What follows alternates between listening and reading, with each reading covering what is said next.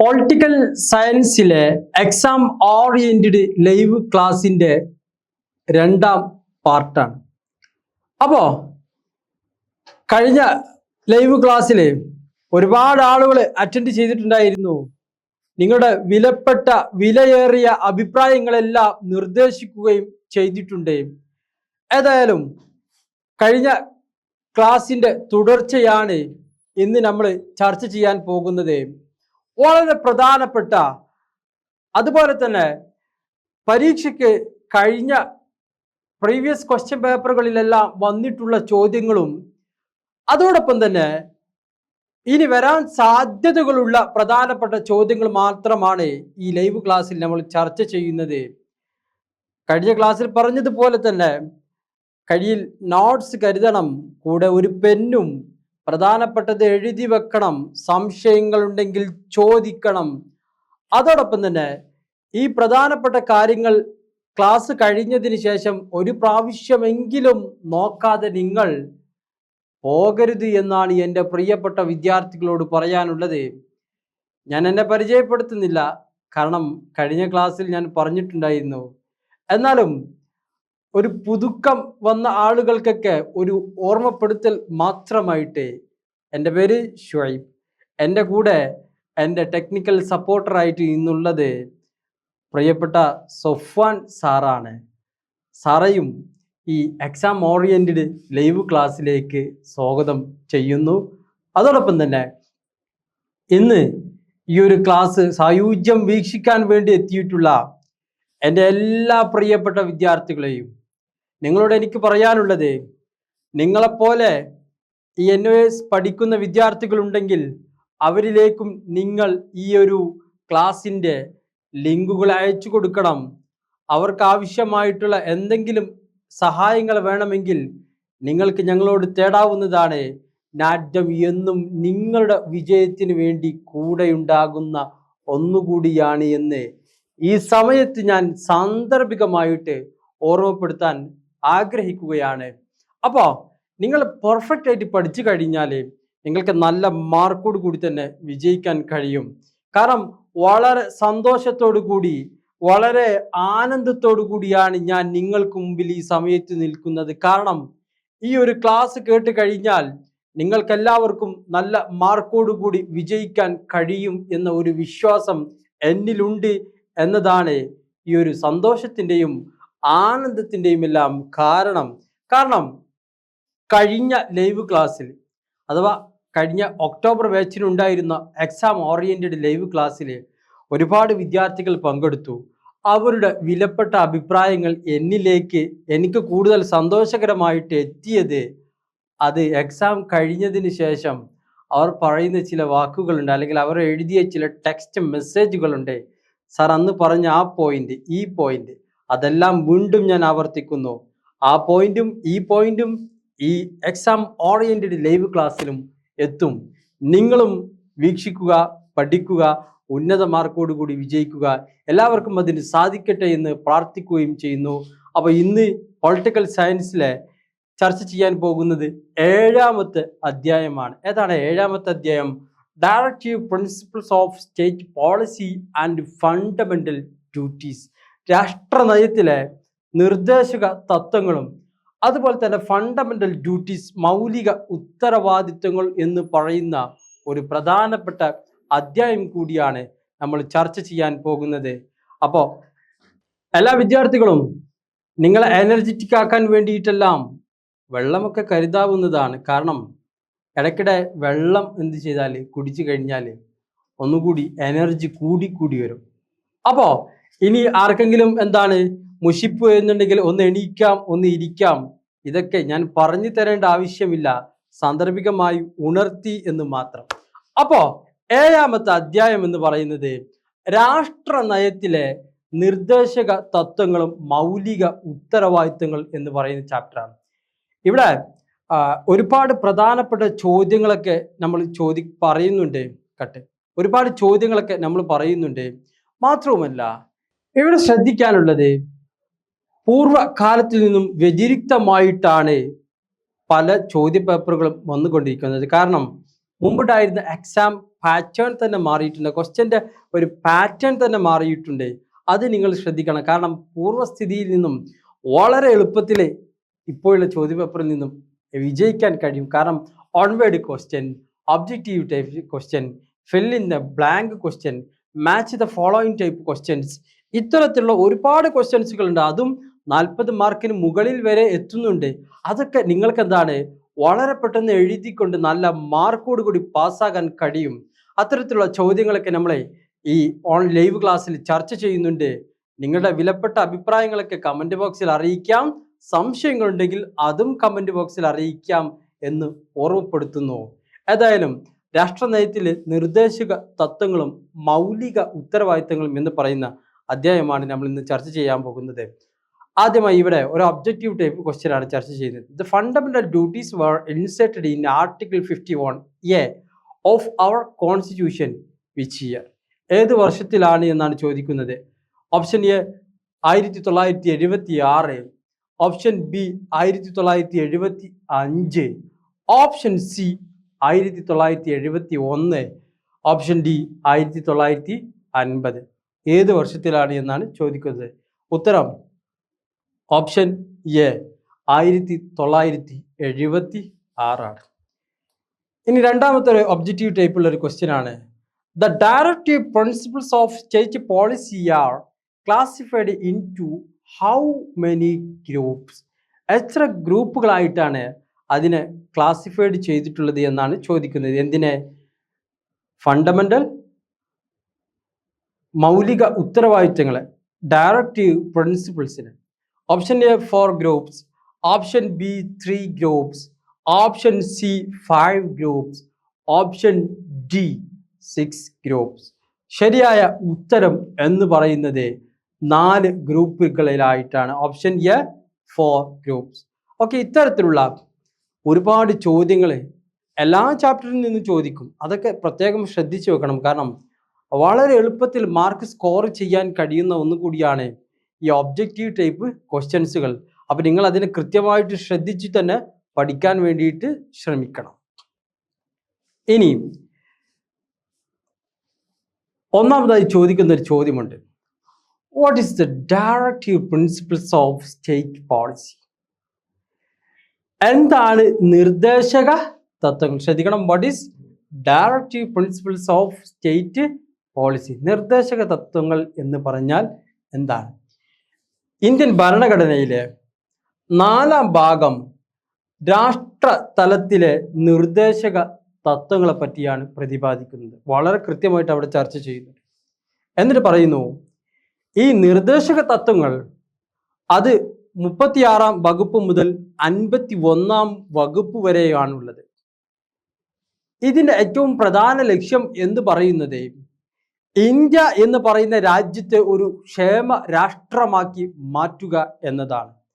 അതോടൊപ്പം തന്നെ ഈ നിർദ്ദേശക തത്വങ്ങൾ അത് ഐറിഷ് ഭരണഘടനയിൽ നിന്നും കടം കൊണ്ട ഒരു വ്യവസ്ഥയാണ്. കാരണം ഇന്ത്യ ഭരണഘടന തയ്യാറാക്കുന്ന സമയത്ത് പല കാര്യങ്ങളും പല രാജ്യങ്ങളിൽ നിന്നും കടമെടുത്തിട്ടുണ്ട്. ഫ്രാൻസിന്റെ ഭരണഘടനയിൽ കടം കൊണ്ടിട്ടുണ്ട്, ജർമ്മനിയുടെ ഭരണഘടനയിൽ എടുത്തിട്ടുണ്ട്, UK, ദക്ഷിണാഫ്രിക്ക, കാനഡ, ഇങ്ങനെ ചില രാജ്യങ്ങളുടെ ഭരണഘടനയിൽ നിന്നും ചില നിർദ്ദേശക തത്വങ്ങൾ എടുത്തിട്ടുണ്ട്, ചില വ്യവസ്ഥകൾ കടമെടുത്തിട്ടുണ്ട്. അതിൽ നിർദ്ദേശക തത്വങ്ങൾ കടമെടുത്തിട്ടുള്ളത് ഐറിഷ് ഭരണഘടനയിൽ നിന്ന്. ആധുനിക ജനാധിപത്യത്തിന് രാഷ്ട്രീയമായിട്ടുള്ള, സാമൂഹ്യമായിട്ടുള്ള, സാമ്പത്തികമായിട്ടുള്ള ഒരു പദ്ധതി ഒരുക്കുന്ന ഒരു അപൂർവ രേഖയായിട്ട് ഡോക്ടർ BR അംബേദ്കർ, ഇന്ത്യൻ ഭരണഘടനയുടെ ശില്പിയായ ഡോക്ടർ BR അംബേദ്കർ അത് നിർദ്ദേശക തത്വങ്ങളെ വിശേഷിപ്പിക്കുകയും ചെയ്തിട്ടുണ്ട്. ഇനി രണ്ടാമത്തെ ചോദ്യം, discuss the classification of directive principles of state policy. നിർദ്ദേശക തത്വങ്ങളുടെ വർഗീകരണത്തെക്കുറിച്ച് വിശദീകരിക്കാനാണ്. അതിനെ ക്ലാസിഫൈ ചെയ്തിട്ടുണ്ട്, അതിനെക്കുറിച്ച് വിശദീകരിക്കാനാണ്. ഒന്നാമതായി പറയുന്നത് the economic and social principles. The economic and social principles. Socialist സാമ്പത്തിക തത്വം. എന്താണ് സോഷ്യലിസ്റ്റ് സാമ്പത്തിക തത്വം എന്ന് പറഞ്ഞാൽ, ഭരണഘടനയുടെ 38-ാം വകുപ്പിൽ ജനനന്മക്കായി ഒരു സാമൂഹ്യ ക്രമം ഉറപ്പാക്കുന്നതിന് അത് രാഷ്ട്രത്തോട് ആവശ്യപ്പെടുന്നുണ്ട്. ജനങ്ങളുടെ സാമൂഹ്യ നന്മക്കായിട്ടുള്ള പ്രവർത്തനങ്ങൾ കൊണ്ടുവരണമെന്നും അതിലൂടെ ജന നന്മ ഉദ്ദേശിക്കണമെന്നും പറഞ്ഞുകൊണ്ടാണ് ആർട്ടിക്കിൾ 38-ാം വകുപ്പ് രാഷ്ട്രത്തോട് ആവശ്യപ്പെടുന്നത്.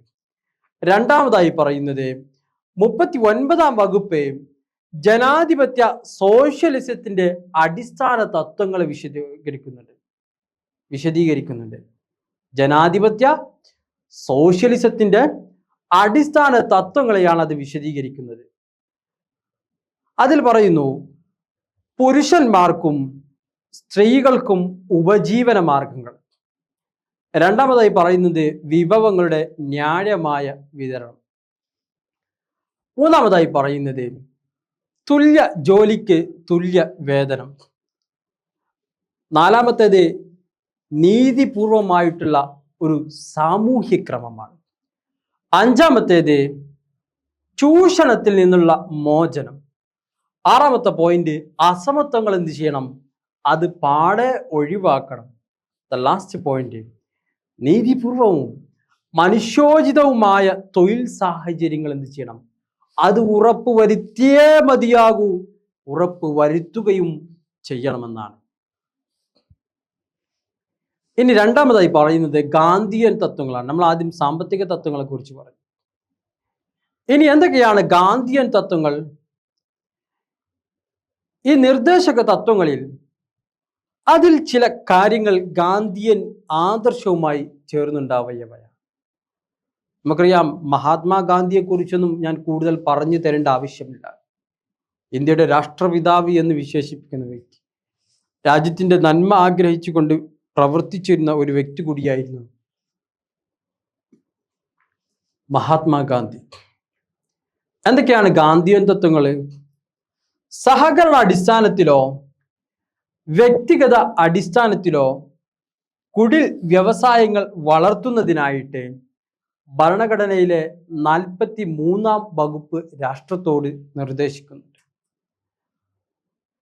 ഇനി ഗാന്ധിയൻ തത്വങ്ങളിൽ രണ്ടാമതായി പറയുന്നത് 46-ാം വകുപ്പ് അനുസരിച്ച് ദുർബലമായിട്ടുള്ള ജനവിഭാഗങ്ങൾ, ആ ദുർബല ജനവിഭാഗങ്ങളുടെ വിദ്യാഭ്യാസപരവും അതോടൊപ്പം തന്നെ സാമ്പത്തികപരവുമായ താല്പര്യങ്ങൾ സംരക്ഷിക്കുന്നതിന് രാഷ്ട്രം മുൻകൈ എടുക്കണമെന്ന് 46-ാം വകുപ്പിലൂടെ നിർദ്ദേശിക്കുന്നു. വളരെ പ്രധാനപ്പെട്ട വിഷയങ്ങളായിരുന്നു ഗാന്ധിയൻ തത്വങ്ങളിലൂടെ പ്രതിപാദിച്ചിരുന്നത്. മൂന്നാമതായിട്ട് പറയുന്നത് ഉദാര തത്വങ്ങളെക്കുറിച്ചാണ്. Liberal principles. എന്തൊക്കെയാണ് ഉദാര തത്വങ്ങൾ? ഈ തത്വങ്ങളെ എല്ലാ മതവിഭാഗങ്ങൾക്കും, ഒരു മതവിഭാഗം എന്നല്ല പറഞ്ഞത്, എല്ലാ മതവിഭാഗങ്ങൾക്കും ഒരേ തരത്തിലുള്ള പൗരാവകാശം ഉറപ്പു നൽകുന്നു. 44-ാം വകുപ്പ്. രണ്ടാമതായിട്ട് പറയുന്നത് 14 വയസ്സ് പൂർത്തിയാകുന്നത് വരെ രാജ്യത്തുള്ള എല്ലാ വിദ്യാർത്ഥികൾക്കും സൗജന്യമായിട്ടുള്ള വിദ്യാഭ്യാസം നിർബന്ധിതമാക്കണമെന്ന് അതിനായിട്ട് രാഷ്ട്രം ശ്രമിക്കണമെന്നും 45-ാം വകുപ്പ് മുഖാന്തരം നിർദ്ദേശിക്കുന്നുണ്ട്. കാരണം രാജ്യത്തിന്റെ ഭാവി വാഗ്ദാനം എന്ന് പറയുന്നത് വിദ്യാർത്ഥികളാണ്. ആ വിദ്യാർത്ഥികൾക്ക് ശരിയായ വിദ്യാഭ്യാസം ആർജിച്ചെടുത്താൽ മാത്രമേ സമൂഹത്തിനും നാടിനും രാജ്യത്തിനും ഗുണകരമായിട്ടുള്ള ഒരു സമൂഹം തന്നെ സൃഷ്ടിച്ചെടുക്കുവാൻ സാധിക്കുകയുള്ളൂ. സാഹചര്യങ്ങൾക്ക് അടിമപ്പെട്ടുകൊണ്ട് അല്ലെങ്കിൽ സാഹചര്യങ്ങളുടെ സമ്മർദ്ദം മൂലം ഒരുപക്ഷെ വിദ്യാഭ്യാസം ഒഴിവാക്കപ്പെടുന്ന ഒരു സാഹചര്യം ഉണ്ടാകാൻ പാടില്ല എന്ന് ഇതിലൂടെ പറയുന്നുണ്ട്. അതിനാവശ്യമായിട്ടുള്ള സൗകര്യങ്ങൾ, അതിനാവശ്യമായിട്ടുള്ള സാഹചര്യങ്ങൾ, അതിനാവശ്യമായിട്ടുള്ള എന്തൊക്കെ നൽകേണ്ടതുണ്ടോ അതെല്ലാം ഇന്ത്യ ഗവൺമെന്റ് അല്ലെങ്കിൽ രാഷ്ട്രം നൽകണമെന്നാണ് ഈ വകുപ്പിലൂടെ നിർദ്ദേശിക്കുന്നത്. മൂന്നാമതായി പറയുന്നത് ചരിത്ര വസ്തുതകൾ കൊള്ളയടിക്കുന്നത്. ഒരിക്കലും രാജ്യത്തിന്റെ ചരിത്രത്തെ മാറ്റിമറിക്കപ്പെടുന്നതായിട്ടുള്ള ഒരു സാഹചര്യം ഉണ്ടാകരുത്. ഈ ചരിത്ര വസ്തുതകൾ കൊള്ളയടിക്കുന്നതും അതുപോലെ തന്നെ ആ ചരിത്രപരമായിട്ടുള്ള വസ്തുതകളെ നശിപ്പിക്കുന്നതും തടയുക എന്നതാണ്. നാലാമതായി പറയുന്നത് നീതിന്യായ വകുപ്പിനെ അതിനെ ഭരണനിർവഹണ വിഭാഗത്തിൽ നിന്നും വേർതിരിക്കുക എന്നതാണ്. അത് 50-ാം വകുപ്പ് മുഖാന്തരമായിട്ടായിരുന്നു ഉണ്ടായിരുന്നത്.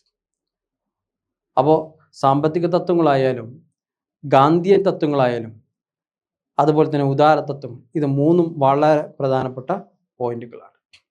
അപ്പോൾ ഈ കാര്യം വളരെ ശ്രദ്ധിച്ചുകൊണ്ട് തന്നെ പഠിക്കണം. പ്രത്യേകിച്ച് ഗാന്ധിയൻ തത്വങ്ങളൊക്കെ ഒരു പക്ഷേ പരീക്ഷയ്ക്ക് പലയിടങ്ങളിലായിട്ടും ചോദിക്കുന്ന ഒന്നും കൂടിയാണ്. ഇനി അടുത്തതായി പറയുന്നത് നിർദ്ദേശക തത്വങ്ങളിലെ സാർവത്രിക വിദ്യാഭ്യാസവും അതുപോലെ തന്നെ ബാലവേല, സ്ത്രീകളുടെ പദവി, ഇവയെക്കുറിച്ച് എന്ത് ചെയ്യാനാണ്? ചുരുക്കി വിവരിക്കാറാണ്.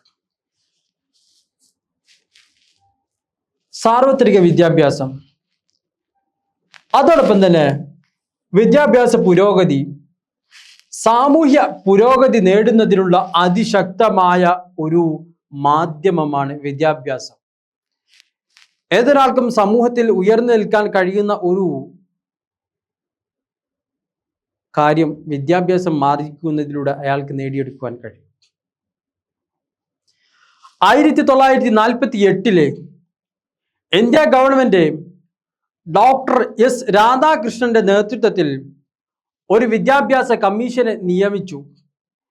എന്തിനാണ് രാധാകൃഷ്ണന്റെ നേതൃത്വത്തിൽ ഒരു വിദ്യാഭ്യാസ കമ്മീഷനെ നിയോഗിച്ചത്? അല്ലെങ്കിൽ അത് നിയമിക്കേണ്ടതായ സാഹചര്യം എന്തായിരുന്നു? അദ്ദേഹത്തിന്റെ 1949 റിപ്പോർട്ട് നമ്മുടെ രാജ്യത്തിന്റെ വിദ്യാഭ്യാസ സമ്പ്രദായം അത് പുനഃസംഘടിപ്പിക്കാൻ വ്യവസ്ഥ ചെയ്തു. ഈ വിദ്യാഭ്യാസ സംവിധാനം ഇതേ രീതിയിൽ മുന്നോട്ട് പോയിട്ട് കാര്യമില്ല, അതിനെ പുനഃസംഘടിപ്പിക്കണമെന്ന് 1949 ഡോക്ടർ രാധാകൃഷ്ണൻ എന്ത് ചെയ്തു? അദ്ദേഹത്തിന്റെ നേതൃത്വത്തിലുള്ള കമ്മീഷൻ ആ ഒരു റിപ്പോർട്ട് സമർപ്പിച്ചു. അങ്ങനെ ഡോക്ടർ ലക്ഷ്മണസ്വാമി അദ്ദേഹത്തിന്റെ നേതൃത്വത്തിൽ 1953 മറ്റൊരു കമ്മീഷനെ നിയോഗിച്ചു. അതിലൂടെ കുട്ടിയുടെ സർവതോമുഖ വികസനത്തിന് സെക്കൻഡറി തലത്തിലെ വിദ്യാഭ്യാസം കൊണ്ട് സാധ്യമാക്കണമെന്ന് ആ റിപ്പോർട്ട് ആവശ്യപ്പെടുകയും ചെയ്തു. അങ്ങനെ 1964 കേതാരി കമ്മീഷൻ അഥവാ ദേശീയ വിദ്യാഭ്യാസ കമ്മീഷൻ നിയോഗിക്കപ്പെടുകയും ചെയ്തു. ഇതാണ് ഈ നിർദ്ദേശക തത്വങ്ങളിലെ സാർവത്രിക വിദ്യാഭ്യാസവും ബാലവേല, സ്ത്രീകളുടെ പദവി, ഇവയെക്കുറിച്ച് പറയും. വളരെ പ്രധാനപ്പെട്ട ഒരു ഭാഗം കൂടിയാണ്, വളരെ ശ്രദ്ധിക്കേണ്ട ഒരു വിഷയം കൂടി ആണ്. ഓക്കെ, ചൂടെടുക്കുന്നുണ്ടോ? ഓക്കെ, നല്ല ഫ്രഷ് മൈൻഡൊക്കെ കിട്ടുന്ന സ്ഥലത്ത് പോയിക്കാണ്ട് ക്ലാസ് കേൾക്കണം. നിങ്ങൾ ഈ ശ്രദ്ധ തെറ്റുന്ന അല്ലെങ്കിൽ നിങ്ങളുടെ ചിന്തകളെ മാറ്റിമറിക്കുന്ന രൂപത്തിലുള്ള സ്ഥലങ്ങളിലൊന്നും പോയി ക്ലാസ് കേൾക്കരുത്. ഒറ്റയ്ക്കിരുന്നു കൊണ്ട് വളരെ ഫുൾ ശ്രദ്ധ ഈ ഒരു ക്ലാസ്സിലേക്ക് കൊടുക്കുന്ന രൂപത്തിലുള്ള സ്ഥലങ്ങളിലേക്ക് പോയിരിക്കണം. എന്നാലേ നിങ്ങൾക്ക് ഇതുകൊണ്ട് പ്രയോജനം ഉണ്ടാവുകയുള്ളൂ. മറ്റു ശബ്ദങ്ങൾക്കിടയിൽ, കോലാഹലങ്ങൾക്കിടയിൽ ഒരുപക്ഷെ കേട്ട് കഴിഞ്ഞാൽ വളരെ കുറഞ്ഞ കാര്യം കിട്ടും, ബാക്കിയുള്ളത് നഷ്ടപ്പെടും. കാരണം പരീക്ഷ എഴുതുന്നത് നിങ്ങളാണ്, ഈ കൂടെയുള്ള ആളുകളൊന്നും നിങ്ങളുടെ കൂടെ പരീക്ഷ എഴുതാൻ ഉണ്ടാവുകയില്ല എന്ന ഉത്തമ ബോധ്യം ഉണ്ടായിക്കൊണ്ടായിരിക്കണം നിങ്ങൾ ഈ ക്ലാസ്സുകളൊക്കെ കേൾക്കേണ്ടത്. എല്ലാവർക്കും നല്ലൊരു വിജയം ഉണ്ടാകട്ടെ എന്ന് വീണ്ടും വീണ്ടും പ്രാർത്ഥിക്കുന്നു. എന്താണ് ബാലവേല, ചൈൽഡ് ലേബർ? ബാല അധ്വാനം ഇന്ത്യയിലെ ഒരു പ്രധാന സാമൂഹ്യ പ്രശ്നമാണ്. ഇന്നും രാജ്യത്തുള്ള ചിലയിടങ്ങളിലെല്ലാം കണ്ടുകൊണ്ടിരിക്കുന്ന ഒന്നാണ് ബാലവേല. വിദ്യാർത്ഥി എന്ന് പറയുന്ന ഒരു സമൂഹം അല്ലെങ്കിൽ ആ ഒരു പ്രസ്ഥാനം, അവർ വിദ്യാഭ്യാസപരമായിട്ട് ആർജിച്ചുകൊണ്ട് രാജ്യത്തിൻ്റെ ഗുണകരമായ നേട്ടത്തിന് വേണ്ടിയിട്ട് പ്രവർത്തിക്കേണ്ടവരാണ്. പക്ഷെ ഇന്നും രാജ്യത്ത് ആ ഒരു ബാലവേല എന്ന് പറയുന്ന സമ്പ്രദായം നടന്നുകൊണ്ടിരിക്കുന്നുണ്ട്. വ്യവസായി ഇന്ത്യൻ തൊഴിൽശാല നിയമം 14 വയസ്സിൽ കുറഞ്ഞ ആൺകുട്ടികൾ കൊണ്ടോ പെൺകുട്ടികളെ കൊണ്ടോ പണിയെടുപ്പിക്കുന്നത് നിരോധിച്ചിട്ടുണ്ട്. അവർക്ക് വിദ്യാഭ്യാസം, സൗജന്യ വിദ്യാഭ്യാസം നിർബന്ധിതമാണ്. അതവരുടെ മാതാപിതാക്കളുടെ ബാധ്യത കൂടിയാണ്. 1952 ഖനി സുരക്ഷാ നിയമം 15 വയസ്സിൽ കുറവായ, ശ്രദ്ധിക്കണം, 15 വയസ്സിൽ കുറവായ കുട്ടികളെ ഖനികളിൽ ജോലി ചെയ്യുന്നത് നിരോധിച്ചിട്ടുണ്ട്. അവരൊരിക്കലും എന്ത് ചെയ്യാൻ പാടില്ല, ഖനികളിലോ അല്ലെങ്കിൽ മറ്റിടങ്ങളിലോ ജോലി ചെയ്യാൻ പോകരുത് എന്നാണ് പറഞ്ഞിട്ടുള്ളത്. ഇനി എന്തൊക്കെയാണ് സ്റ്റാറ്റസ് ഓഫ് വിമൺ, സ്ത്രീകളുടെ പദവിയെക്കുറിച്ചാണ്. സ്വാതന്ത്ര്യത്തിന് ശേഷം സ്ത്രീകളുടെ ഉന്നമനത്തിനായിട്ട് ഗവൺമെന്റ് ഒരുപാട് പ്രവർത്തനങ്ങളും ഒരുപാട് കാര്യങ്ങളും ചെയ്തു വെച്ചിട്ടുണ്ട്. അത് ഗവൺമെന്റ് മാത്രമല്ല, ഗവൺമെന്റ് ഇതര സംഘടനകൾ പോലും അതിനു വേണ്ടിയിട്ട് പ്രവർത്തിച്ചിട്ടുണ്ട്. 1978 സർവദേശീയ വനിതാ വർഷമായി പ്രഖ്യാപിച്ചു. ഇന്ത്യൻ വനിതകൾ പ്രധാനമന്ത്രി, ഗവർണർമാരായിട്ടും മുഖ്യമന്ത്രിമാരായിട്ടും ഈ പദവികളെല്ലാം അലങ്കരിച്ചിട്ടുണ്ട്. ഇന്ന് ഒരുപാട് പ്രധാനപ്പെട്ട പൊസിഷനിൽ പോലും, രാഷ്ട്രപതിമാരായിട്ട് പോലും വനിതകൾ കടന്നു വന്നിട്ടുണ്ട്. ഇവയെല്ലാം ഇന്ത്യയിലുള്ള സ്ത്രീകളുടെ പുരോഗതികളും സ്വാതന്ത്ര്യാനന്തര സാമൂഹ്യ പുരോഗതി കുറിക്കുന്നുണ്ട്. രാജ്യത്ത് സ്ത്രീകൾക്ക് നൽകപ്പെട്ടിട്ടുള്ള പ്രവർത്തനങ്ങളിലൂടെയുള്ള ഉയർച്ചയെക്കുറിച്ച് കാണിക്കുകയാണെങ്കിൽ രാജ്യത്തിൻ്റെ പ്രധാനമന്ത്രിമാരായിട്ട് ആര് വന്നിട്ടുണ്ട്? സ്ത്രീകൾ വന്നിട്ടുണ്ട്. മുഖ്യമന്ത്രിമാരായിട്ട് സ്ത്രീകൾ പ്രവർത്തിക്കുന്നുണ്ട്, ഇന്നും പ്രവർത്തിക്കുന്നുണ്ട്. ഗവർണർമാരായിട്ടുണ്ട്, മന്ത്രിമാരായിട്ടുണ്ട്, രാഷ്ട്രപതിമാരായിട്ട് പ്രവർത്തിക്കുന്നുണ്ട്. ഇതെല്ലാം രാജ്യത്ത് സ്ത്രീകളുടെ ഉന്നമനത്തിന് വേണ്ടിയിട്ട് പ്രവർത്തിച്ച പ്രവർത്തനങ്ങളുടെ പരിണിത ഫലമാണ് എന്ന് പറയാതിരിക്കാൻ കഴിയില്ല. ഇനി ഭരണഘടനയിലെ മൗലിക കടമകൾ ഏതൊക്കെയാണ്? ഭരണഘടനയുടെ 4-ാം ഭാഗത്ത് 51A വകുപ്പിലാണ് മൗലിക കടമകൾ ചേർത്തിരിക്കുന്നത്. USSRന്റെ ഭരണഘടനയിൽ നിന്നാണ് മൗലിക കടമകൾ എന്ന് പറയുന്ന വ്യവസ്ഥ കടം കൊണ്ടിട്ടുള്ളത്. 1976 ഭരണഘടനയുടെ 42ാമത് ഭേദഗതി പാസാക്കി. ഈ ഭേദഗതിയിൽ രാജ്യത്തുള്ള പൗരന്മാരുടെ മൗലിക ഉത്തരവാദിത്തങ്ങളുടെ ഒരു പട്ടികയും ചേർത്തു. മൗലിക കടമകൾ 11 എന്നാൽ ഈ മൗലിക കടമകൾ നടപ്പാക്കുന്നതിനെ പറ്റി വേണ്ട രൂപത്തിൽ ഭരണഘടനയിൽ അത് പരാമർശിച്ചിട്ടില്ല എന്നാണ് പറയുന്നത്.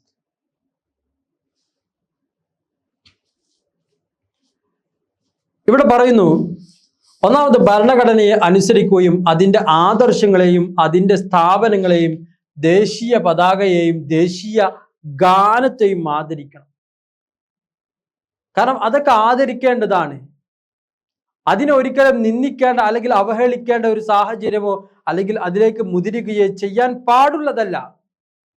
രണ്ടാമതായി പറയുന്നത്, സ്വാതന്ത്ര്യത്തിന് വേണ്ടിയുള്ള നമ്മുടെ ദേശീയ സമരത്തെ ആവേശം കൊള്ളിച്ച മഹത്തായ ആദർശങ്ങളെ ആദരിക്കുകയും അതിനനുസരിക്കുകയും ചെയ്യണം.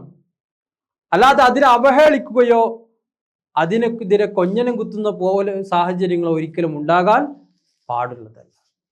മൂന്നാമത്, ഇന്ത്യയുടെ പരമാധികാരത്തെയും ഐക്യത്തെയും ഏകീകരണത്തെയും അതിനെ സംരക്ഷിക്കുകയും അതിനെയെല്ലാം നിലനിർത്തിക്കൊണ്ട് പ്രവർത്തിക്കുകയും ചെയ്യണം.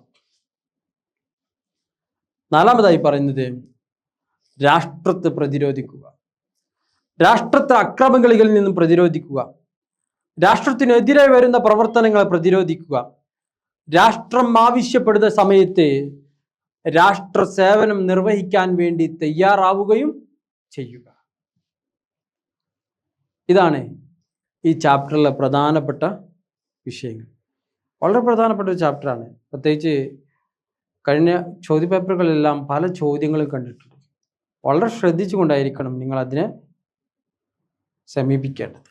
അപ്പോൾ ഇനി നമ്മൾ ചർച്ച ചെയ്യുന്നത് 8ാമത്തെ അധ്യായമാണ്. കഴിഞ്ഞ ക്വസ്റ്റ്യൻ പേപ്പറുകളിലെല്ലാം പ്രധാനപ്പെട്ട ചില ചോദ്യങ്ങളൊക്കെ ആയിട്ട് കണ്ട ഒരു അധ്യായം കൂടിയാണ് 8ാമത്തെ അധ്യായം, ഫെഡറലിസം. എക്സാമിന് വേണ്ടിയിട്ട് മാത്രമല്ല, ഒരു രാജ്യത്തുള്ള പൗരന്മാരെല്ലാവരും അറിഞ്ഞിരിക്കേണ്ട, പഠിച്ചു വെക്കേണ്ട ഒരു അധ്യായം കൂടിയാണ് ഫെഡറലിസം എന്ന് പറയുന്നത്. കാരണം പല ആളുകൾക്കും പല രൂപത്തിലുള്ള സംശയങ്ങൾ ഉണ്ടാകും. എന്തിനു വേണ്ടിയിട്ടാണ് ഒരു സെൻട്രൽ ഗവൺമെന്റ് എന്തിനു വേണ്ടിയിട്ടാണ് ഒരു സ്റ്റേറ്റ് ഗവൺമെന്റ് എന്നതിനെ കുറിച്ചൊക്കെ. എന്നാൽ അതിനൊക്കെ കൃത്യമായിട്ടുള്ള കാരണങ്ങളുണ്ട്. എന്തിനു വേണ്ടിയിട്ടാണ് സ്റ്റേറ്റ് ഗവൺമെന്റ് പ്രവർത്തിക്കുന്നത്, എന്തിനു വേണ്ടിയിട്ടാണ് സെൻട്രൽ ഗവൺമെന്റ് പ്രവർത്തിക്കുന്നത് എന്നതിനെ കുറിച്ചൊക്കെ പഠിച്ചിരിക്കൽ അനിവാര്യമാണ്. ഈ ചാപ്റ്ററിൽ നമ്മൾ ആദ്യമായിട്ടൊരു ഒബ്ജക്റ്റീവ് ടൈപ്പുള്ള ക്വസ്റ്റ്യൻ ആണ് ചർച്ച ചെയ്യുന്നത്. 66 subjects are included in the, അത് യൂണിയൻ ആണോ സ്റ്റേറ്റ് ആണോ കൺകറന്റ് ആണോ എന്നാണ് ചോദിക്കുന്നത്. അഥവാ 66 വിഷയങ്ങളുണ്ട്. ഓരോന്നും പരിശോധിച്ചു കഴിഞ്ഞാൽ യൂണിയൻ ആകട്ടെ സ്റ്റേറ്റ് ആകട്ടെ കൺകറന്റ് ആകട്ടെ ഇതിലൊക്കെ നിശ്ചിത സബ്ജക്റ്റുകൾ ഇൻക്ലൂഡ് ചെയ്തിട്ടുണ്ട്. 66 സബ്ജക്റ്റുകൾ ഉൾക്കൊള്ളുന്നത് ഏതാണ് എന്നതാണ് കറക്റ്റ് ആൻസർ, സ്റ്റേറ്റ് എന്നാണ്. രണ്ടാമതായിട്ട് പറയുന്നത് how many list are there in the Indian constitution, Indian ഭരണഘടനയിൽ എത്ര ലിസ്റ്റുകളുണ്ട് എന്നാണ്. Option A 2, option B 3, option C 1, option D 4. ശരിയായ ഉത്തരം ഓപ്ഷൻ ബി 3 അല്ലെ, 3 ലിസ്റ്റുകളാണ് ഉള്ളത്. ഇനി how many subjects are included in the union list, union ലിസ്റ്റിൽ എത്ര വിഷയങ്ങളാണ് ഉൾക്കൊള്ളിട്ടുള്ളത്. Option A 97, 97, option B 66, option B 47, option D only 3 subjects. ഏതാണ് ശരി ഉത്തരം? ശരി ഉത്തരം ഓപ്ഷൻ എ 97 ആണ്. ഓക്കെ, ഇനി നമ്മൾ ആദ്യം മനസ്സിലാക്കേണ്ട ഒരു ചോദ്യമാണ് നമ്മൾ ഈ ചാപ്റ്ററിൽ ആദ്യമായിട്ട് പറയുന്നത്. What is federalism? നമ്മൾ ഏതൊരു വിഷയം പഠിക്കുന്നതിന് മുമ്പ് ആദ്യം എന്താണ് ആ വിഷയത്തിന് പ്രധാനപ്പെട്ട പോയിന്റ് എന്ന് മനസ്സിലാക്കണം. എന്താണ് ഫെഡറലിസം? രാഷ്ട്രത്തിന്റെ അധികാരം അതിനെ കേന്ദ്രത്തിനും സംസ്ഥാനങ്ങൾക്കും ഇടയിലായിട്ട് വിഭജിക്കപ്പെട്ടിരിക്കുന്നു. എന്തൊക്കെയാണ് കേന്ദ്രത്തിന്റെ അധികാര പരിധിയിൽ വരുന്നത്, ഏതൊക്കെയാണ് സംസ്ഥാനത്തിന്റെ അധികാര പരിധിയിൽ വരുന്ന വിഷയങ്ങൾ, ഇതിനെ കൃത്യമായിട്ട് ഫെഡറൽ സംവിധാനത്തിൽ വിഭജിക്കപ്പെട്ടിട്ടുണ്ട്. അങ്ങനെ വിഭജിക്കപ്പെട്ടിരിക്കുന്ന ഭരണ സംവിധാനത്തെയാണ് ഫെഡറലിസം എന്ന് പറയുന്നത്. ഒരു രാഷ്ട്രത്തിന്റെ മുഴുവൻ അധികാരവും കേന്ദ്ര സർക്കാരിലാണ് കേന്ദ്രീകരിച്ചത് എങ്കിൽ അത്തരം ഭരണ വ്യവസ്ഥിതിയെ ഏകാത്വ സർക്കാർ എന്ന് പറയും. എന്നാൽ ഒരു ഫെഡറൽ സംവിധാനത്തിന്റെ അധികാരങ്ങൾ എന്താണ്? കേന്ദ്രവും സംസ്ഥാനവും തമ്മിൽ എന്താണ് വിഭജിക്കപ്പെട്ടിരിക്കും. ഉദാഹരണം അമേരിക്കൻ ഫെഡറലിസം. അവിടെ എന്താണ് സംസ്ഥാന ഗവൺമെന്റിന്റെ അധികാരങ്ങൾ, അതേക്കുറിച്ച് കൃത്യമായിട്ട് മനസ്സിലാക്കാൻ കഴിയും. പോലീസ് അത് സംസ്ഥാനത്തിന്റെ അധികാര പരിധിയിൽ വരുന്ന വിഷയമാണ്. എന്നാൽ ഈ സൈന്യം അത് കേന്ദ്രത്തിന്റെ അധികാര പരിധിയിൽ വരുന്ന വിഷയമാണ്. ഒരിക്കലും സ്റ്റേറ്റിൽ നിന്നുണ്ടാവില്ല, സൈന്യം ഉണ്ടാവില്ല അല്ലെ. അങ്ങനെ കൃത്യമായിട്ട് ഇത് ചെയ്തിട്ടുണ്ട്, അധികാരങ്ങളെ വിഭജിക്കപ്പെട്ടിട്ടുണ്ട്. ഇനി രണ്ടാമതായിട്ട് പറയുന്നത് what are the federal features of the Indian constitution, Indian ഭരണഘടനയുടെ ഫെഡറൽ സവിശേഷതകൾ എന്തൊക്കെയാണ്? എന്തൊക്കെയാണ് ഇന്ത്യൻ ഭരണഘടനയുടെ ഫെഡറൽ സവിശേഷതകൾ?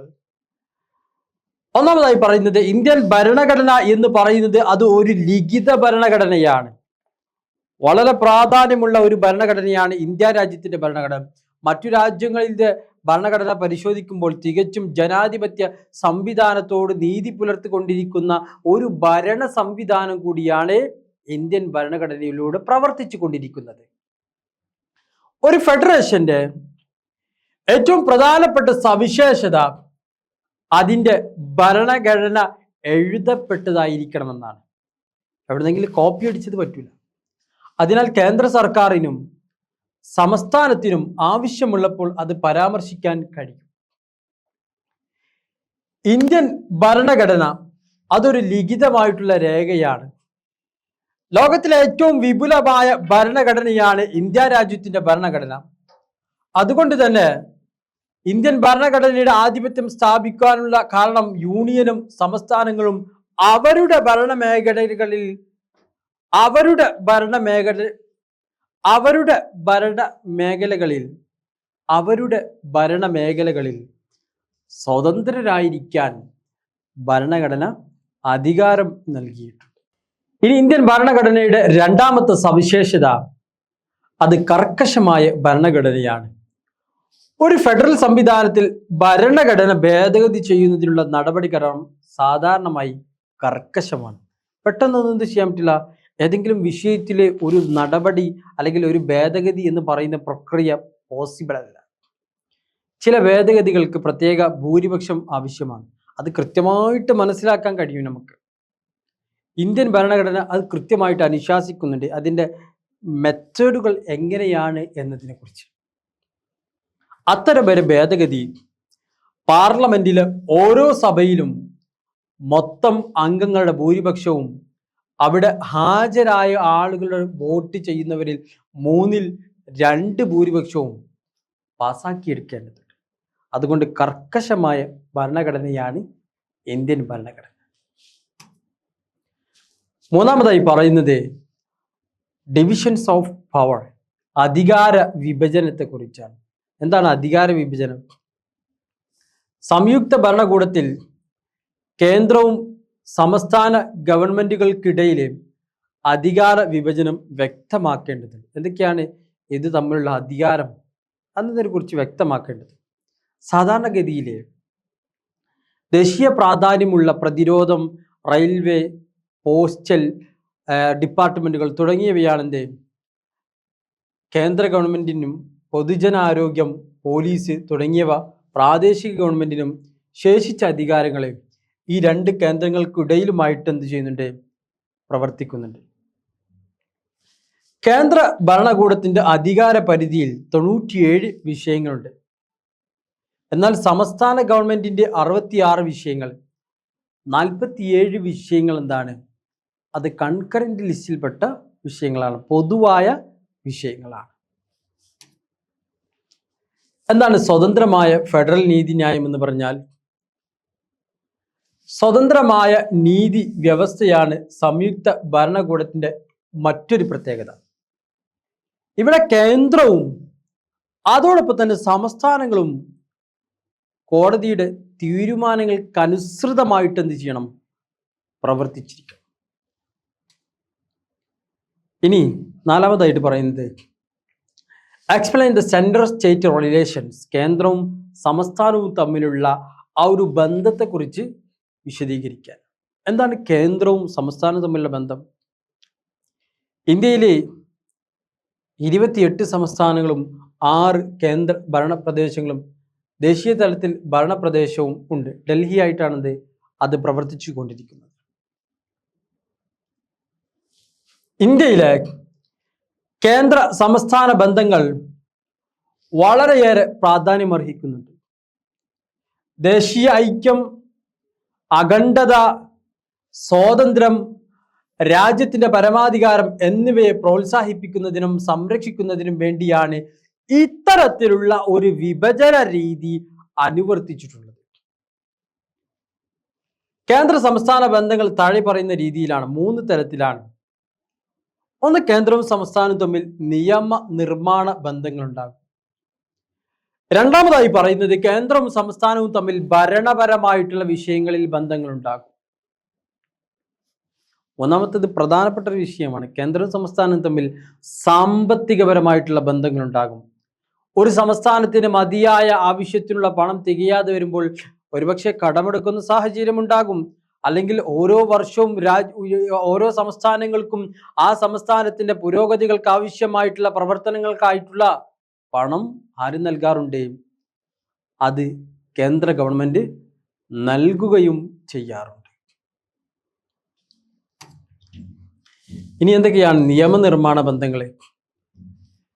കേന്ദ്ര പട്ടികകളിലുള്ള വിഷയങ്ങൾ അത് ദേശീയ പ്രാധാന്യമേറിയ വിഷയങ്ങളാണ്. രാജ്യരക്ഷ, വിദേശകാര്യം, തീവണ്ടി, ഗതാഗതം, തപാൽ, കമ്പിത്തപാൽ, കറൻസി, നാണയങ്ങൾ മുതലായവ ഇതിൽ ഉൾപ്പെടുത്തിയിട്ടുള്ള പ്രധാന വിഷയങ്ങളാണ്. എന്നാൽ സംസ്ഥാന പട്ടികയിൽ ഉൾപ്പെടുത്തിയിട്ടുള്ളത് ക്രമസമാധാനം, പോലീസ്, ജയില്, അതുപോലെ തന്നെ പൊതുജന ആരോഗ്യം, തദ്ദേശ സ്ഥാപനങ്ങൾ, കൃഷി തുടങ്ങിയ പ്രധാനപ്പെട്ട വിഷയങ്ങളാണ്. രണ്ടാമതായി പറയുന്നത് ഭരണഘടനാപരമായ ബന്ധങ്ങളാണ്. സംസ്ഥാനത്തിന്റെ അധികാര പരിധിയിൽ പെടുന്ന ഭരണപരമായ കാര്യങ്ങൾക്ക് സാധാരണഗതിയിൽ സംസ്ഥാന ഗവൺമെന്റിന് പൂർണ്ണമായ അധികാരമുണ്ട്. കേന്ദ്ര ഗവൺമെന്റ് ചില വ്യവസ്ഥകൾ അനുസരിച്ച് സംസ്ഥാനങ്ങളുടെ ഭരണം എന്ത് ചെയ്യുന്നു? നിയന്ത്രിക്കുന്നു. ഒന്ന്, പാർലമെന്റിന് നിയമനിർമ്മാണം നടത്താവുന്ന എല്ലാ വിഷയങ്ങളുടെയും ഭരണം കേന്ദ്ര ഗവൺമെന്റിന് നിർവഹിക്കാവുന്നതാണ്. രണ്ടാമതായി പറയുന്നത് കേന്ദ്ര ഗവൺമെന്റിന് നിയമനിർമ്മാണത്തെ സംബന്ധിച്ച് സംസ്ഥാനങ്ങൾക്ക് നിർദ്ദേശങ്ങൾ നൽകാവുന്നതാണ്. ഇനി സാമ്പത്തിക ബന്ധങ്ങളാണ്. കേന്ദ്രവും സംസ്ഥാനവും തമ്മിലുള്ള കേന്ദ്രവും സംസ്ഥാനവും തമ്മിലുള്ള സാമ്പത്തിക ബന്ധങ്ങൾ. ഇന്ത്യൻ ഭരണഘടന കേന്ദ്ര സംസ്ഥാന ഗവൺമെന്റുകൾക്ക് ധനവിനിയോഗത്തിനായിട്ട് വിഭജിച്ച് നൽകുന്നുണ്ട് അധികാരങ്ങളെ. ചില ബന്ധങ്ങൾ താഴെ പറയുന്നുണ്ട്. ഒന്ന്, വരുമാന നികുതി പോലെയുള്ളവ കേന്ദ്ര ഗവൺമെന്റ് നിശ്ചയിക്കുകയും വസൂലാക്കുകയും ചെയ്യുന്നു. രണ്ട്, കേന്ദ്ര ഗവൺമെന്റ് നിയമങ്ങൾക്ക് വിധേയമായി സംസ്ഥാനങ്ങൾക്ക് വായ്പകൾ നൽകുന്നുണ്ട്. മൂന്ന്, Indian president controller and auditor general ഉദ്യോഗസ്ഥൻ എന്ത് ചെയ്യുന്നു? നിയമിക്കുകയും ചെയ്യുന്നു. ഇതാണ് 8ാമത്തെ അധ്യായത്തിൽ നമ്മൾ ചർച്ച ചെയ്യപ്പെടുന്ന പ്രധാനപ്പെട്ട വിഷയങ്ങൾ. വളരെ പ്രാധാന്യമുള്ളതാണ്. ഇത് നിങ്ങൾ കൃത്യമായി മനസ്സിലാക്കിക്കൊണ്ട് തന്നെ എന്ത് ചെയ്യണം? പഠിക്കണം. ഇനി അടുത്തതായി ചർച്ച ചെയ്യുന്നത് 9ാമത്തെ അധ്യായമാണ്. ഒരുപക്ഷെ എല്ലാവർക്കും പെട്ടെന്ന് അറിയുന്ന അല്ലെങ്കിൽ പഠിച്ചിരുന്ന, കേട്ടിരുന്ന, മനസ്സിലാക്കിയിരുന്ന ഒരു വിഷയമാണ് എമർജൻസി പ്രൊവിഷൻസ്, അടിയന്തരാവസ്ഥ കാലഘട്ടം. എന്താണ് അടിയന്തരാവസ്ഥ കാലഘട്ടം? രാജ്യത്തിന്റെ ചരിത്രത്തിലെ ഒരു പ്രധാനപ്പെട്ട ഒരു മാസങ്ങൾ നീണ്ടു നിന്നിരുന്ന ഒരു സംഭവ വികാസമായിരുന്നു അടിയന്തരാവസ്ഥ കാലഘട്ടം. ഞാൻ അതിലേക്ക് കൂടുതലായിട്ട് പ്രവേശിക്കുന്നില്ല. Okay, under which article national emergency can be declared? ഏത് ആർട്ടിക്കിൾ അടിസ്ഥാനത്തിലായിരുന്നു ഈ ദേശീയ അടിയന്തരാവസ്ഥ പ്രഖ്യാപിച്ചത്? Option A 232, option B article 352, option B 360, option D 368. ഏതാണ് ശരി ഉത്തരം? ഓപ്ഷൻ എ ആണോ, ഓപ്ഷൻ ബി ആണോ, ഓപ്ഷൻ സി ആണോ, ഓപ്ഷൻ ഡി ആണോ? ഉത്തരം ഓപ്ഷൻ ബി. ആർട്ടിക്കിൾ 352 പ്രകാരമാണ് രാജ്യത്ത് അടിയന്തരാവസ്ഥ പ്രഖ്യാപിച്ചിട്ടുള്ളത്. ഓക്കെ, ഇനി പ്രധാനമായിട്ടും ഈ ചാപ്റ്ററിൽ ചർച്ച ചെയ്യുന്ന ഒരു പ്രധാനപ്പെട്ട ഒരു ക്വസ്റ്റ്യൻ ആണ്. എന്താണ്? Explain the proclamation of national emergency. അടിയന്തരാവസ്ഥയുടെ പ്രഖ്യാപനത്തെക്കുറിച്ച് ചർച്ച ചെയ്യാനാണ്. ആർട്ടിക്കിൾ 352 ഉപയോഗിച്ചാണ് രാജ്യത്ത് അടിയന്തരാവസ്ഥ പ്രഖ്യാപിച്ചത് എന്ന് നമ്മൾ പറഞ്ഞു അല്ലേ? അങ്ങനെ ഇന്ത്യയിലെ ആഭ്യന്തര അടിയന്തരാവസ്ഥ പ്രഖ്യാപിക്കാൻ അന്നത്തെ രാഷ്ട്രപതിയായ ഫക്രുദ്ദീൻ അലി അഹമ്മദ് അക്കാലഘട്ടത്തിലെ ഇന്ത്യയുടെ പ്രധാനമന്ത്രിയായ ഇന്ദിരാഗാന്ധിജിയോട് നിർദ്ദേശിക്കുകയുണ്ടായി. അർദ്ധരാത്രിയിൽ മുന്നറിയിപ്പൊന്നുമില്ലാതെ അടിയന്തരാവസ്ഥ പ്രഖ്യാപിച്ചു. അത് തികച്ചും രാജ്യത്തുള്ള ജനങ്ങൾക്ക് വലിയ പ്രയാസം സൃഷ്ടിക്കുകയും ചെയ്തിട്ടുണ്ടായിരുന്നു. കാരണം ജനാധിപത്യത്തിന്റെ മരണത്തിലേക്ക് രാജ്യം ഉണർന്നു എന്ന് ചില ആളുകൾ അതിനെ വിശേഷിപ്പിച്ചു. ഇന്ത്യയിലെ 3ാം തവണയും ദേശീയ അടിയന്തരാവസ്ഥ പ്രഖ്യാപിക്കപ്പെട്ടു. ആദ്യത്തെ 2 തവണ യഥാക്രമം 1962-ലും 1971-ലും ചൈനയുമായിട്ടും പാകിസ്ഥാനുമായും യുദ്ധങ്ങൾ നടന്നിട്ടുള്ള സാഹചര്യത്തിലായിരുന്നു. 1971-ലെ പൊതു തെരഞ്ഞെടുപ്പിൽ ഇന്ദിരാഗാന്ധി വൻ ഭൂരിപക്ഷത്തിൽ വിജയിക്കുകയും ചെയ്തു. ബാങ്കുകളുടെ ദേശസാൽക്കരണം, പ്രൈവറ്റ് പേഴ്സ് നിർത്തലാക്കൽ തുടങ്ങിയ ദരിദ്രർക്കും ഇടതുപക്ഷത്തിനും അനുകൂലമായ നയങ്ങളിലൂടെ ഇന്ദിരാഗാന്ധി പിന്തുണ നേടിയെടുക്കുകയും ചെയ്തിട്ടുണ്ടായിരുന്നു. ഇനി എന്തൊക്കെയാണ് ദേശീയ അടിയന്തരാവസ്ഥയുടെ പ്രത്യാഘാതങ്ങൾ? Effect of national emergency. ഏതൊരു വിഷയം നടന്നാലും അതിന് പ്രത്യാഘാതങ്ങൾ ഉണ്ടാകും. എന്തൊക്കെയായിരുന്നു ദേശീയ അടിയന്തരാവസ്ഥയുടെ പ്രത്യാഘാതങ്ങൾ? ഈ അടിയന്തരാവസ്ഥ പ്രഖ്യാപനം അത് ഗവൺമെന്റിന്റെ രാഷ്ട്രീയ ഘടനയെ കാര്യമായും വിശാലമായും ബാധിച്ചൊരു വിഷയമായിരുന്നു. പ്രത്യേകിച്ച് കേന്ദ്ര സംസ്ഥാന ബന്ധങ്ങളിൽ സ്വാധീനം. അടിയന്തരാവസ്ഥ പ്രഖ്യാപനം നിലവിൽ വരുമ്പോൾ കേന്ദ്ര സംസ്ഥാന ബന്ധങ്ങളുടെ സാധാരണ ഘടന അടിസ്ഥാനപരമായ മാറ്റത്തിന് വിധേയമാക്കുന്നു. ഇത് 3 തലങ്ങളിലൂടെ പഠിക്കാം. ഒന്ന്, എക്സിക്യൂട്ടീവ്. ഒരു ദേശീയ അടിയന്തരാവസ്ഥയിൽ കേന്ദ്രത്തിൻ്റെ എക്സിക്യൂട്ടീവ് അതോറിറ്റി അതിൻ്റെ എക്സിക്യൂട്ടീവ് അധികാരം എങ്ങനെ വിനിയോഗിക്കാം എന്നതിനെക്കുറിച്ച് ഏതൊരു സംസ്ഥാനത്തിനും ഉപദേശം നൽകുകയുണ്ടായി. രണ്ടാമതായി പറയുന്നത് നിയമ നിർമ്മാണമാണ്. അടിയന്തരാവസ്ഥയിൽ സംസ്ഥാന പട്ടികയിൽ ഉൾപ്പെടുത്തിയിരിക്കുന്നതായിട്ടുള്ള വിഷയം ഏത് ഇനത്തിലും നിയമനിർമ്മാണം നടത്താൻ പാർലമെന്റിന് അധികാരമുണ്ട് എന്നത് പറയുന്നു. മൂന്നാമതായി പറയുന്നത് സാമ്പത്തികമാണ്. ഒരു ദേശീയ അടിയന്തരാവസ്ഥയിൽ യൂണിയനും സംസ്ഥാനങ്ങളും തമ്മിലുള്ള വരുമാന വിതരണം സംബന്ധിച്ച വ്യവസ്ഥകൾ പരിഷ്കരിക്കാൻ രാഷ്ട്രപതിക്ക് അധികാരമുണ്ട്. ഇനി എന്തൊക്കെയാണ് അടിയന്തരാവസ്ഥയിലെ അധികാരങ്ങൾ? സ്വാഭാവികമായിട്ടും അടിയന്തരാവസ്ഥ പ്രഖ്യാപിക്കുന്ന സമയത്ത് ഒരുപാട് അധികാരങ്ങൾ കടന്നു വരും. എന്തൊക്കെയാണ് അടിയന്തരാവസ്ഥയിലെ അധികാരങ്ങൾ? അടിയന്തരാവസ്ഥ നേരിടുന്നതിന് ഭരണഘടന ചില പ്രത്യേക തരത്തിലുള്ള അധികാരങ്ങൾ വ്യവസ്ഥ ചെയ്യുന്നുണ്ട്. അതങ്ങനെ ഉണ്ടാകണം, എന്നാൽ അതൊക്കെ കൃത്യമായിട്ട് നിർവഹിക്കാൻ കഴിയുകയുള്ളൂ. ഭരണഘടനയുടെ 18ാം ഭാഗം മുതൽ അടിയന്തരാവസ്ഥക്കുള്ള വ്യവസ്ഥകൾ നൽകപ്പെടുന്നുണ്ട്. ഇവിടെ ഭരണഘടന 3 തരം അടിയന്തരാവസ്ഥകൾ വിഭാവനം ചെയ്യുന്നു. ഒന്ന്, യുദ്ധം, വിദേശീയ ആക്രമണം, ആഭ്യന്തര സായുധ കലാപം എന്നിവ ഉണ്ടായാൽ അവിടെ അടിയന്തരാവസ്ഥ പ്രഖ്യാപിക്കാം. രണ്ടാമതായിട്ട് പറയുന്നത് സംസ്ഥാനങ്ങളിലെ ഭരണ തകർച്ചയെ തുടർന്ന് ആ സംസ്ഥാനത്തിൽ രാഷ്ട്രപതിക്ക് അടിയന്തരാവസ്ഥ പ്രഖ്യാപിക്കാം. അത് ഏത് രൂപത്തിലായിരിക്കണമെന്ന് പറയാൻ കഴിയുകയില്ല. ഏത് രൂപത്തിലും ആ സംസ്ഥാനത്തിൻ്റെ രാഷ്ട്രീയ ഭരണം നശിച്ചു കഴിഞ്ഞാൽ, അല്ലെങ്കിൽ അവിടെ പ്രതിസന്ധി വന്നു കഴിഞ്ഞാൽ അതിനെ റിക്കവർ ചെയ്യാൻ വേണ്ടിയിട്ട് രാഷ്ട്രപതിക്ക് ആ സംസ്ഥാനത്തിൽ അടിയന്തരാവസ്ഥ പ്രഖ്യാപിക്കാൻ കഴിയും. മൂന്നാമതായി പറയുന്നത് സാമ്പത്തിക അടിയന്തരാവസ്ഥയാണ്. ഏതെങ്കിലും തരത്തിലുള്ള സാമ്പത്തിക കുഴപ്പം കൊണ്ടുള്ള അടിയന്തരാവസ്ഥ അല്ലെങ്കിൽ ഉണ്ടായിക്കഴിഞ്ഞാൽ അവിടെ അടിയന്തരാവസ്ഥ പ്രഖ്യാപിക്കും. അത് എന്തിനു വേണ്ടിയിട്ടാണ്? ആ സാമ്പത്തിക പ്രതിസന്ധിയെ മറികടക്കാൻ വേണ്ടിയിട്ടാണ്. ഒരുപക്ഷെ സംസ്ഥാനങ്ങളിലുള്ള ഗവൺമെൻറ് ഉദ്യോഗസ്ഥന്മാരുടെ ശമ്പളത്തിൻ്റെ നിശ്ചിത ശതമാനം പിടിച്ചുകൊണ്ടായിരിക്കും, അല്ലെങ്കിൽ ഒരു മാസത്തേക്ക് നൽകാതെയായിരിക്കും, അതല്ലെങ്കിൽ മറ്റേതെങ്കിലും തരത്തിലായിരിക്കും. നമുക്കറിയാം, കൊറോണ കാലത്ത് ഇത്തരത്തിലുള്ള പല പ്രതിസന്ധികളും കടന്നു പോയിട്ടുണ്ടായിരുന്നു. നമ്മളൊരു പക്ഷേ അതിനൊരു അടിയന്തരാവസ്ഥയായിട്ട് കണ്ടുകൊണ്ട് നമുക്ക് മനസ്സിലാക്കാൻ കഴിയും. കാരണം അത് അടിയന്തരാവസ്ഥയല്ല കേട്ടോ, അതൊരു പ്രത്യേക സാഹചര്യത്തിലൂടെ കടന്നുപോയൊരു കാലഘട്ടമായിരുന്നു. ഇതാണ് 3 രൂപങ്ങൾ. ഇനി നമ്മൾ ചർച്ച ചെയ്യാൻ പോകുന്നത് 10ാമത്തെ അധ്യായമാണ്. യൂണിയൻ എക്സിക്യൂട്ടീവ്, കാര്യനിർവഹണ വിഭാഗങ്ങൾ. ഏതൊരു കാര്യം പരിശോധിച്ചാൽ അത് നിർവഹിക്കാൻ എന്തുണ്ടാകും?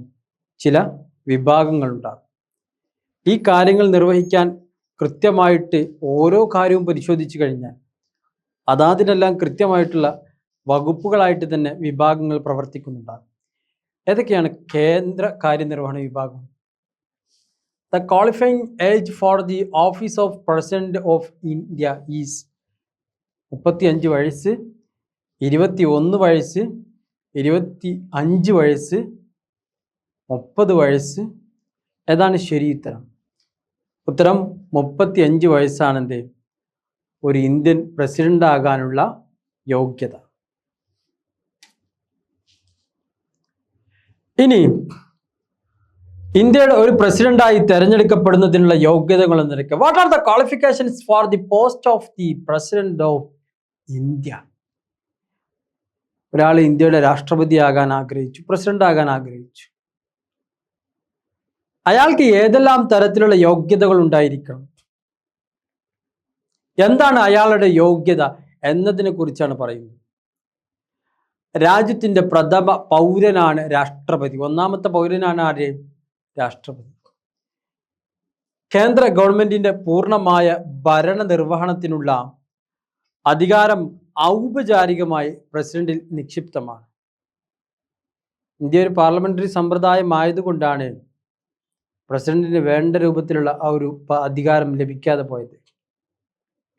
എന്നാൽ അമേരിക്ക എന്ന് പറയുന്ന രാജ്യം ഒരു പ്രസിഡന്റഷ്യൽ സമ്പ്രദായം വെച്ച് പുലർത്തുന്ന രാജ്യമായതുകൊണ്ട് തന്നെ അമേരിക്ക പോലെയുള്ള രാഷ്ട്രങ്ങളിൽ പ്രസിഡന്റിനാണ് കൂടുതൽ അധികാരം കടന്നു വരുന്നത്. പ്രസിഡന്റ് സ്ഥാനത്തേക്ക് മത്സരിക്കുന്ന ഒരു സ്ഥാനാർത്ഥിക്ക് താഴെ പറയുന്നതായിട്ടുള്ള ചില യോഗ്യതകൾ ഉണ്ടായിരിക്കണം. ഫസ്റ്റ്ലി അയാൾ ആരായിരിക്കണം? ഇന്ത്യൻ പൗരനായിരിക്കണം. ആ മത്സരിക്കുന്ന വ്യക്തി, ആ തെരഞ്ഞെടുക്കപ്പെടുന്ന വ്യക്തി, അയാൾ ഒന്നാമതായിട്ട് ഇന്ത്യക്കാരനായിരിക്കണമെന്നാണ് അദ്ദേഹത്തിൽ ഉൾപ്പെട്ടിട്ടുള്ള ഒന്നാമത്തെ യോഗ്യത. രണ്ടാമതായി പറയുന്നത് ആ വ്യക്തിക്ക് 35 വയസ്സ് പൂർത്തിയായിരിക്കണം. ചില വയസ്സിന്റെ ലിമിറ്റേഷനുകളൊക്കെ ഉണ്ട്. മൂന്നാമതായി പറയുന്നത് ആ വ്യക്തി ഒരിക്കലും ഒരു ഗവൺമെന്റ് സർവന്റ് ആകാൻ പാടുള്ളത്. ദ ലാസ്റ്റ് പോയിന്റ്, ലോകസഭാ അംഗമാകാനുള്ള യോഗ്യത ആ വ്യക്തിക്ക് ഉണ്ടായിരിക്കണം. എവിടെന്നെങ്കിലും മത്സരിച്ച് വരുന്ന ഒരു വ്യക്തിയായിരിക്കണം. അങ്ങനെയുള്ള വ്യക്തികൾക്ക് പ്രസിഡന്റായി തിരഞ്ഞെടുക്കപ്പെടുന്നതിനുള്ള യോഗ്യത ഉണ്ടാകും. ഇനി അടുത്തതായി പറയുന്നത് explain the powers of the president. എന്താണ് പ്രസിഡന്റിന്റെ അധികാരത്തെ കുറിച്ച് വിശദീകരിക്കാനാണ്. നമ്മൾ പറഞ്ഞിട്ടുണ്ട് ഒരു പ്രധാന വ്യക്തിയാണ്, രാജ്യത്തിന്റെ ഒരു പ്രധാന വ്യക്തിയാണ് ആര്? രാഷ്ട്രപതി. ഭരണപരമായ ചുമതലകൾ, മന്ത്രിസഭയുടെ തീരുമാനങ്ങൾ, പ്രധാനമന്ത്രിയിൽ ചോദിച്ചറിയാനുള്ള അധികാരം അത് രാഷ്ട്രപതിക്കുണ്ട്. രാഷ്ട്രപതി അറിഞ്ഞിരിക്കണം. പല ബില്ലുകളും എന്ത് ചെയ്യേണ്ടി പോകും? അത് പാർലമെന്റ് പാസ്സാക്കി കഴിഞ്ഞാൽ പിന്നീട് ഒപ്പിടേണ്ട വ്യക്തി ആരാണ്? രാഷ്ട്രപതിയാണ്. രാഷ്ട്രപതി ഒപ്പിട്ടില്ലേ ആ ബില്ല് പാസ്സാകുകയില്ല. ഇങ്ങനെ ഭരണകാര്യങ്ങളിൽ മതിയായ വിവരങ്ങൾ പ്രധാനമന്ത്രി രാഷ്ട്രപതിയെ അവതരിപ്പിക്കേണ്ടതുണ്ട്. സംരക്ഷിത അധികാരങ്ങൾ പ്രകാരം പ്രധാനമന്ത്രിയെ നിയമിക്കേണ്ടത് രാഷ്ട്രപതിയാണ്. പ്രധാനമന്ത്രിയുടെ ഉപദേശപ്രകാരം രാഷ്ട്രപതി മന്ത്രിമാരെ നിയോഗിക്കുകയും അവർക്കുള്ള വകുപ്പുകൾ വിഭജിച്ച് നൽകുകയും ചെയ്യുന്നു. മന്ത്രിമാരെ നിയമിക്കേണ്ടതും ആ മന്ത്രിമാർക്കുള്ള വകുപ്പുകൾ ഏതൊക്കെയാണ് എന്നതിനെ കുറിച്ച് കൃത്യമായി വിഭജിച്ച് നൽകേണ്ടത് ആരാണ്? രാഷ്ട്രപതിയാണ്. അത് നിർദ്ദേശിക്കുന്നത് ആരാണ്? പ്രധാനമന്ത്രിയാണ്. അതിനുള്ള ചുമതല രാഷ്ട്രപതിയിലാണ്. പ്രധാനമന്ത്രി അല്ലെങ്കിൽ പ്രധാനമന്ത്രിയുടെ താല്പര്യത്തിനനുസൃതമായാണ് പ്രസിഡന്റ് ഈ കാര്യം പ്രവർത്തിക്കുന്നത്. കാരണം ആ പാർട്ടിക്ക് ഭൂരിപക്ഷം ലഭിച്ച പാർട്ടിയുടെ വക്താവ് അവരൊരു നേതാവിനെ ഉയർത്തി കാണിക്കും. അയാൾ പ്രധാനമന്ത്രിയായിട്ട് വരും. പിന്നീട് ആ പാർട്ടി കൂടിയാലോചിച്ച് ആരൊക്കെയാണ് മന്ത്രിമാരാകേണ്ടത്, ഏതൊക്കെ വകുപ്പുകൾ കൈകാര്യം ചെയ്യുന്നതിന് എന്നതിനെ കുറിച്ചൊക്കെ പ്രധാനമന്ത്രിയെ അറിയിക്കും. ആ പ്രധാനമന്ത്രി ഇന്നാലിന്റെ വകുപ്പുകൾ ഇന്നാലിന്റെ ആളുകൾക്കാണ് എന്ന് പറഞ്ഞുകൊണ്ടുള്ള നിർദ്ദേശം നൽകുകയും ചെയ്യും. രാഷ്ട്രപതി അവരെന്ത് ചെയ്യുന്നു? അപ്പോയിൻമെന്റ് ചെയ്യുകയും ചെയ്യുന്നു. ഇനി എന്തൊക്കെയാണ് പ്രധാനമന്ത്രിയുടെ അധികാരങ്ങളും പ്രവർത്തനങ്ങളും? Explain the power, functions and role of the prime minister. പ്രധാനമന്ത്രിയുടെ അധികാരങ്ങൾ. കേന്ദ്ര മന്ത്രിസഭയിലെയും ഗവൺമെന്റിലെയും അധികാര കേന്ദ്രമാണ് പ്രധാനമന്ത്രി. എല്ലാം ഫോക്കസ് ചെയ്തുകൊണ്ടിരിക്കുന്നത് എവിടേക്കാണ്? പ്രധാനമന്ത്രിയിലേക്കാണ്. മന്ത്രിസഭാ അംഗങ്ങളെ തിരഞ്ഞെടുക്കുന്നതും ആ മന്ത്രിസഭ അംഗങ്ങളായി തിരഞ്ഞെടുക്കപ്പെടുന്ന ആളുകൾക്കുള്ള വകുപ്പുകളും വിഭജിച്ചു നൽകുന്നതും പ്രധാനമന്ത്രിയാണ്. കേന്ദ്ര മന്ത്രിസഭയിലെ മന്ത്രിമാരുടെ പ്രവർത്തനങ്ങൾ തൃപ്തികരമല്ല എങ്കിൽ അവർക്ക് വകുപ്പുകൾ മാറ്റി നൽകാനും അവരുടെ രാജി ആവശ്യപ്പെടാനും പ്രധാനമന്ത്രിക്ക് അധികാരമുണ്ട്. അപ്പോ അത്രത്തോളം പ്രാധാന്യമുള്ള ചുമതല വഹിക്കുന്ന വ്യക്തി ആരാണ്? പ്രധാനമന്ത്രിയാണ്. അപ്പൊ ഈ ചാപ്റ്ററിൽ ചർച്ച ചെയ്തത് എന്താണ് രാഷ്ട്രപതി, രാഷ്ട്രപതിയുടെ യോഗ്യതകൾ എന്തൊക്കെയാണ്, പ്രധാനമന്ത്രിയുടെ അധികാരങ്ങൾ എന്തൊക്കെയാണ്, രാഷ്ട്രപതിയുടെ അധികാരങ്ങൾ എന്തൊക്കെയാണ് എന്ന് പറയുന്ന വളരെ പ്രധാനപ്പെട്ട പോയിന്റുകളാണ്. ഇതെല്ലാം നിങ്ങൾ കൃത്യമായിട്ട് പഠിച്ചു വെക്കണം. അപ്പൊ ഇന്ന് നമ്മൾ ആകെ ചർച്ച ചെയ്തിട്ടുള്ളത് ഒന്ന് ഫണ്ടമെന്റൽ ഡ്യൂട്ടീസ്, നിർദ്ദേശക തത്വങ്ങളെ കുറിച്ച് ചർച്ച ചെയ്തു. രണ്ടാമതായിട്ട് ചർച്ച ചെയ്ത ചാപ്റ്ററാണ് ഫെഡറലിസത്തെ കുറിച്ച്. മൂന്നാമതായി പറഞ്ഞത് എമർജൻസി പ്രൊവിഷൻസ്, അടിയന്തരാവസ്ഥ കാലഘട്ടത്തെ കുറിച്ച്. നാലാമതായി പറയുന്നത് കേന്ദ്ര കാര്യനിർവഹണ വിഭാഗത്തെ കുറിച്ചായി. ഈ ചാപ്റ്ററുകളെല്ലാം വളരെ പ്രാധാന്യമുള്ള വളരെ പ്രധാനപ്പെട്ട വിഷയങ്ങൾ മാത്രം ചർച്ച ചെയ്യുന്ന അധ്യായം. ഇതെല്ലാം കൃത്യമായി പഠിക്കുക, കൃത്യമായി മനസ്സിലാക്കുക. കാരണം വളരെ പ്രാധാന്യമുള്ള ചാപ്റ്ററുകളാണ് എല്ലാം. വളരെ അത്രത്തോളം പ്രാധാന്യമുള്ളത് ആയതുകൊണ്ട് തന്നെയാണ് നമ്മളെല്ലാ NUSലെ പൊളിറ്റിക്കൽ സയൻസിലെ എല്ലാ അധ്യായങ്ങളും ചർച്ച ചെയ്യുന്നില്ല. പരീക്ഷയ്ക്ക് പ്രാധാന്യമുള്ള ചാപ്റ്ററുകൾ, ആ പ്രാധാന്യമുള്ള ചാപ്റ്ററുകളിൽ തന്നെ പ്രാധാന്യമുള്ള ഭാഗങ്ങളും ക്വസ്റ്റ്യൻസുകളും മാത്രമാണ് ചർച്ച ചെയ്തിട്ടുള്ളത്. വളരെ എളുപ്പത്തിൽ പഠിച്ചെടുക്കാൻ കഴിയുന്ന ഗഹനമായിട്ടുള്ള ഷോർട്ടായിട്ടുള്ള ഒരു അധ്യായം കൂടിയാണ് ഇന്നത്തെ ക്ലാസ്സിലൂടെ നമ്മൾ ചർച്ച ചെയ്തിട്ടുള്ളത്. നിങ്ങൾ കൃത്യമായി മനസ്സിലാക്കുക. സംശയങ്ങളുണ്ടെങ്കിൽ നിങ്ങൾക്ക് നാറ്റമിയുടെ ലിങ്കുകളെല്ലാം താഴെ കമൻറ്റ് ബോക്സിൽ കാണാവുന്നതാണ്. നിങ്ങളുടെ വിലപ്പെട്ട അഭിപ്രായങ്ങൾ നിങ്ങൾ കമൻറ്റ് ബോക്സിൽ അറിയിക്കണം. നിങ്ങൾക്ക് എന്തൊക്കെയാണോ ആവശ്യമുള്ളത് അതെല്ലാം നാറ്റമി തരും. കാരണം നിങ്ങളെപ്പോലെയുള്ള വിദ്യാർത്ഥികളുടെ വിജയത്തിന് വേണ്ടിയിട്ട് പ്രവർത്തിക്കുന്ന ഒരു എഡ്യൂക്കേഷൻ ഹബ്ബ് കൂടിയാണ് ഈ നാറ്റമി. അതുകൊണ്ട് നിങ്ങൾ ആവശ്യപ്പെടുന്നത് നൽകാൻ ഞങ്ങൾ തയ്യാറാണ്. അതുകൊണ്ട് എൻ്റെ പ്രിയപ്പെട്ട വിദ്യാർത്ഥികൾ, വീണ്ടും വീണ്ടും ഞാൻ പറയുന്നു, ഞാൻ നൽകിയ കാര്യങ്ങൾ ഒരുപക്ഷെ പ്രധാനപ്പെട്ട കാര്യങ്ങളെല്ലാം ഇതുപോലെ ലൈവ് ക്ലാസ്സുകളൊക്കെ NUSന്റെ ലൈവ് ക്ലാസ്സുകൾക്ക് വളരെ വിരളമാണ്. ഇങ്ങനെ എക്സാം ഓറിയന്റഡ് ലൈവ് ക്ലാസ്സുകളൊക്കെ കിട്ടണമെന്നില്ല. കാരണം ഒരുപക്ഷെ ആദ്യമായിട്ടായിരിക്കാം നാറ്റമിയെ പോലെയുള്ള സ്ഥാപനങ്ങൾ നൽകുന്നത്, അല്ലെങ്കിൽ നാറ്റമിയുടേതായിരിക്കും ഒരുപക്ഷെ ആദ്യത്തേത്. അതൊക്കെ കൃത്യമായി മനസ്സിലാക്കിക്കൊണ്ട് അതിൻ്റെ പ്രാധാന്യം ഉൾക്കൊണ്ടുകൊണ്ട് അതിൻ്റെ ഗൗരവങ്ങളെ ഉൾക്കൊണ്ടുകൊണ്ട് വളരെ കൃത്യമായിട്ട് പഠിച്ചുകൊണ്ട് വിജയിക്കാൻ വേണ്ടിയിട്ട് നിങ്ങളെല്ലാവരും പരിശ്രമിക്കണം. പഠിച്ചാൽ മാത്രം പോരാ, അതിനനുസരിച്ചുള്ള ക്ലാസ്സുകൾ കേട്ടാൽ മാത്രം പോരാ, പഠിച്ചുകൊണ്ട് പരിശ്രമിക്കുകയും ചെയ്താൽ നിങ്ങളുടെ വിജയം സുനിശ്ചിതമാണ്. അപ്പോൾ ബാക്കി ഭാഗങ്ങളുമായിട്ട് ഞാൻ വീണ്ടും നിങ്ങളുടെ മുമ്പിലെത്തും. അതുവരേക്കും ഒരു ഷോർട്ട് ബ്രേക്ക്.